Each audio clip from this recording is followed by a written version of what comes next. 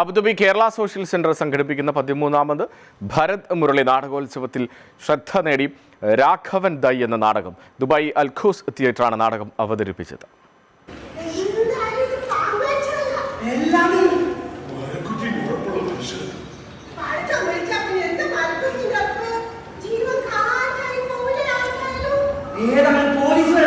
ആയിരത്തി 1990കളിൽ നടക്കുന്ന ഒരു കുറ്റാന്വേഷണ കഥയാണ് രാഘവൻ ദൈ. നാട്ടിലെ പ്രമാണിയായ അന്ത്രു ഹാജിയുടെ മരണവും തുടർന്നുള്ള അന്വേഷണവുമാണ് നാടകം പറയുന്നത്.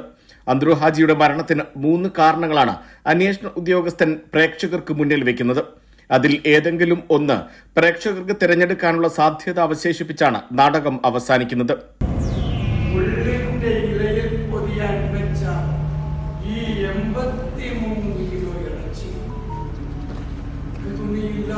കിടക്കുന്നതിന്റെ ചിത്രം തോറ്റം പാടുന്ന നാവ് കൊണ്ട്